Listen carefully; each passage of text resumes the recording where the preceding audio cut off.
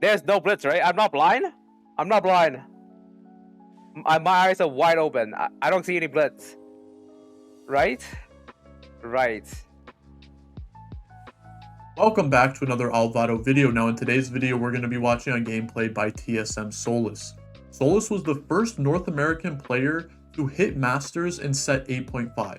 It took him a total of 12 games to climb from Diamond 4-0 LP to Masters. Now before we get into this video, you may have noticed a certain someone in his lobby. And no, I'm not talking about Emily Wang. That's right, I'm talking about Alvaro. I was in his lobby. Now, the main reason for me wanting to cover this game was not because I was in his lobby. I was actually just watching a bunch of his games and noticed that I happened to be in this one. But this game was the exact game that he played to hit Masters. So this was the 12th game of his climb. He also makes a lot of interesting decisions in this game, and I actually learned a lot just from watching this back, and hopefully I can share with you guys what I learned. Okay, so let's get into this video. So we can see that the first augment of the game is a hero augment, and it is 1 cost, 1 cost, 1 cost. Now you might be kind of confused why he doesn't even consider trying to find something better than get paid, especially with how weak his board is. I think if you have ever played around get paid, you know that it's severely less strong when you don't have a board that is somewhat upgraded or is like a strong board. And you can see his board is very weak. He has, he's able to slam these items, but with just a Poppy 1, Wukong 1, he's not going to be able to kill very many units, and you really need to be able to kill some units in order to get the benefit from the augment. I mean, that's like the whole point. But the thing is that the reason why he's taking it is because he knows for a fact that this Gangplank is going to be on his board for almost the entirety of the game. And why is that? It's because he is already committed to playing Super's Vex.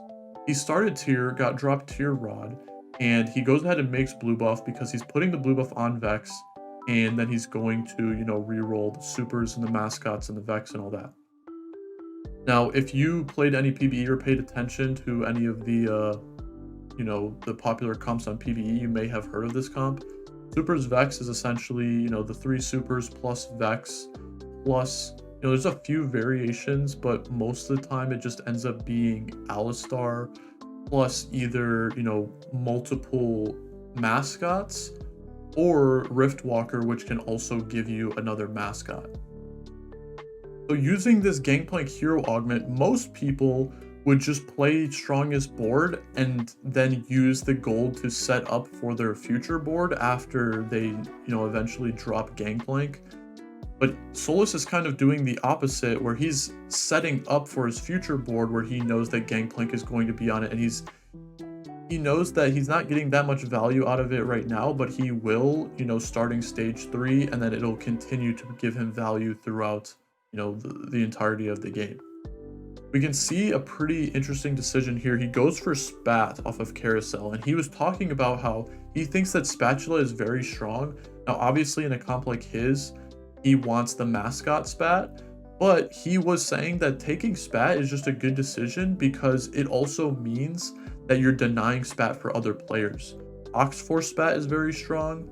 Admin, Renegade, Duelist, Anima Squad, all of these Spatulas very powerful, and the only Spat that he would consider to not be strong right now was Heart and Infinity. But yeah, so he just takes the Spat because he knows that he can always utilize it for at least something, especially in his comp, because if you're able to get Riftwalkers in, then even if you can't hit Mascot Spat, then you can always go for Renegade or Oxforce. And he actually ends up having to go for Oxforce Spat in this game later on anyways. I'm going to speed up some of this game, but before I speed it up, I want to tell you about kind of the layout of this lobby. So since it was 1 cost, 1 cost, 1 cost, there's a whole lot of things that he's trying to play around in this game that influence a lot of the decision making that he employs. And so we can see that he just fought a bigger, better buckler Poppy player, and I actually have Blitz Grab. I know I'm being kind of cringe, but you gotta do what you gotta do sometimes. So this lobby is heavily punishing you for 1, not scouting, but 2, also not positioning properly. And I remember punishing him once with Blitz Grab because I ended up playing double Blitz Grab at one point in time. But I didn't realize how much he was actually, positioning for both of us simultaneously. He does a very good job at making sure that he sets himself up to have, some of the best odds whenever he has me and the Poppy player in his pool. We are now in stage 4. You can see the second augment that he went for was Tiny Titans because he knows how strong this comp can be when you get everything online, and he's down to forego some augment strength if it means he can get a few extra lives so he can hopefully start upgrading everything. You can also see that he went for Archangels on this Vex. He knows how stally this comp can be because if you get 6 mascot in and your whole team is healing for a ridiculous number, and that means that fights start ending up and going into overtime.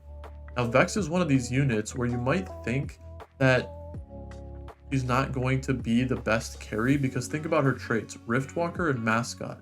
Neither of those traits do anything for her. Mascot is like a team-wide buff, and Riftwalker just has the ability to summon Zac. But the thing is that Mascot actually does end up healing Vex a lot because you get more healing the more Mascot units die. So if she's the last one alive, then that means she's going to be healing for, upwards of 8, 9, 10, 11, 12%, depending on how many mascots you have dead. And that plays into a role and it helps her survivability. So BIS is almost always going to be blue buff plus either Archangels or Rabadons plus Giant Slayer. Her kit has nothing to do with crit, and there's no sources of AP that she can get outside of through items or augments. So you need some form of AP, and you need some form, and then you need blue buff for her to cast a whole lot. You don't really have room for several crit items. You of course can obviously make blue buff JG Guardbreaker or JG Rabadons, but most of the time the Giant Slayer ends up being better anyways. So he made some interesting decisions there. He it's always hard to know when you should be rolling and stuff. But what he essentially did is he knew he was sitting on 6 Vexes and he had a Nikos and he still could make his board, stronger. He had a couple pairs, so he started rolling and he ended up finding 1 Vex and he was down to just send it until he found another Vex. So he rolled pretty deeply and then just ended up Nicoing the Vex. Now, the following carousel, he was presented with, a bunch of items that all seemed strong. He also could have solidified the mascot spat. He went over a belt on the carousel to make the final Vex item. Now, why did he do that? First of all, it would be, he could fit in 6 mascot right now if he finds a Jhin or if he finds a Nunu, but he doesn't have that immediately. But you know what he does have right now? He has a Vex 3. So since he has this Vex 3, he would rather finish off the Vex items instead of go for, 6 mascot, which wouldn't even be, immediate. I mean, look how much damage that Vex just did. This Vex 3 is a demon once you get it online. Now look at Solis's board. You can see this kind of weird positioning. You might be kind of confused why he's positioning this way. But the thing is that I caught so many people off guard with the double Blitzcrank. But I definitely was not going to catch Solis off guard. He knows all the rat strats. He wasn't going to be... He just was not going to allow his Vex to get hooked. So you can see that, yeah, he basically put his Nasus and Lee Sin and Pyke and GP all in the corners so that if I double Blitzcranked on one of the sides or the other, then no matter what, his Vex wouldn't get hooked. But you can see right now that since his Vex isn't in the corner, he gets hackered in on by this Warwick. So it's kind of a pretty toxic lobby situation we got going on. And I also want to make note that even though he had 6 Malphites, he chose to give up on Malphite, and it was for the exact reason that I just talked about. If you look at all of the units that he has on his board, or before he didn't have this Jhin, but he leveled up so that he could find Jhin and so that he could include more units on his board so that this Jhin could not only tank a Blitzcrank hook, but it could also tank a Poppy Buckler. Because even after, a fight starts, every single backline unit that he has in the corners are going to walk up, and the Poppy Buckler is going to hit the Vex anyways. But now that he has this Jhin in the corner, he can just use it as, just like a meat shield for this Vex. And you can also see how this Zac is working. So Zac was removed from this set, but he finds a way to get back in through this Riftwalker trait. It's the Summoner trait. And the tether that the Zac is tethering to means that the Zac also counts for whichever trait that he's tethered to. Okay, that was like kind of convoluted. But basically, Vex is a mascot, Pyke is a hacker, and Jhin is a renegade. Whichever unit the Zac is closest to, he'll also copy the trait of that Riftwalker unit. So if he's next to Jhin, then he'll copy Renegade, and you'll have basically 2 Renegade units, and it counts for the traits on the left as well. It's not just, he doesn't just get the benefit from the trait, he also gives your team the trait. So that's exactly how he's able to fit in 6 mascot, and you can see how sometimes when he's just rearranging his board, the traits on the left side kind of just switch up, and that's because he's positioning in a way where he's shifting the Zac around, so it's like shifting around the traits. It's pretty complex. Like, it's not hard once you get used to it, but even though that this comp and Jhin comp are among the strongest in the game right now, at a lower level, it's going to be difficult to know how to play this at the highest level, especially if you're trying to position properly and all that stuff, because you have to account for so many different things. If you want your Jhin to dodge a Warwick that's hackering in on you, but you need to make sure that it's also tethered to the Zac, then you have to swap the Zac and the Jhin, and you also need to understand like how that's going to affect your final board state, because maybe you ruin your frontline positioning, or maybe you ruin your backline positioning. There's a lot of things that kind of influence how you should be playing, or like how you need to be positioning when you have these Riftwalkers in. It's a really dope trait though. But yeah, so you can see that he finally gets rid of the Gangplank because he scouts the lobby and he sees that 2 out of the 3 players are playing AP, and then the 3rd player is me, and I'm also playing Jhin. And I do have a Viego and a Fiddlesticks and a Nunu on my board, so I still do a hefty amount of AP damage. So he drops the GP, he drops supers. I think he already dropped supers. He just have GP in. But yeah, he drops for Aegis. He puts Aegis in, and then he's just barely able to beat me, and I just squeak out, get a top 4 there. But Solis is not done yet. He goes to level 9. He further sees that, now that he's eliminated me, it's essentially just 2 AP, fully, like, mostly AP players. And so he prioritizes even this Vi over a Fiddlesticks, because he would rather have 3 Aegis than a Fiddle.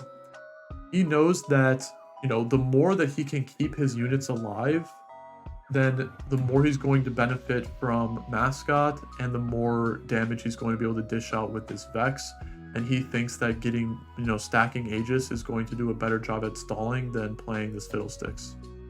You can see he actually does put in this Fiddlesticks for Prestivant, but not for the other guy, because this guy also is playing Jhin. So Prestivant also has AP, but he also has a lot of AD, so now you can see kind of like the inner workings of how he's choosing to play what units on his final board. He thinks Fiddlesticks is going to provide him with some more value, and you can see he does just that. Look at, just barely this Fiddlesticks is able to CC that Jhin just at the very end of the fight, and he's able to just barely win that. He goes for Spark off of Carousel. He actually didn't have a single anti-MR item yet, so this is like really helpful for his team. And then he just puts the Spark on Fiddlesticks. There's lots of good targets. He could put the Spark on Nunu. He could put the Spark on even Pyke. Now, Pyke actually isn't that good with Spark. Now, he's good at getting in the backline and stuff like that, but apparently Pyke when you have Spark on him, he dashes through the units too fast that the MR shred doesn't actually count, and also Pike, part of his ability is that he deals true damage. So he fights Precedent for a second time there, and is again just barely able to beat him. And then now, right after he beats Precedent, Precedent gets an Aatrox 3. So he's thinking, man, I only have 9 HP, how am I going to, squeeze out a top 2? After putting the Spark on the Fiddle, he threw away the Vi, so he had no way of bringing Vi back. He also doesn't want to have to like move the Spark around or anything, and he thinks Spark on Fiddle is the best. And you can see, like, look at this, holy crap. He would be correct, because after Ascension and a very like swift Vex cast plus Fiddle cast, it looks like he's getting trounced. And then he just barely is able to, just like one-shot the rest of his team with that last Vex cast. This is also, the benefit of getting Archangels. Because if you're able to get to overtime, then you have, 50% increased damage because of Ascension. You have basically twice the amount of value from Rabadons, and then it's being multiplicatively, like applied because AP is doubled in overtime. So you're getting, like if you had a regular Rabadons and then overtime hits, then the Rabadons now basically is giving you 160 AP instead of 80. But if you have this Archangels and you're lasting until the very last seconds of the fight, and you can see like Archangels is stacking up to even like 100, then, instead of just getting 100 plus whatever, I don't know what I'm saying. Basically, you just get way more AP if you have Archangels. So yeah, Archangels is like a really strong item in that comp, and you can see he got a second there, and he was the first player to reach Disneyland, and then he screenshots it and ends up tweeting that out. But yeah, if you're trying to figure out a comp to play, Renegade flex, Jhin flex, Supers is very strong. I like starting Glove when I play Jhin.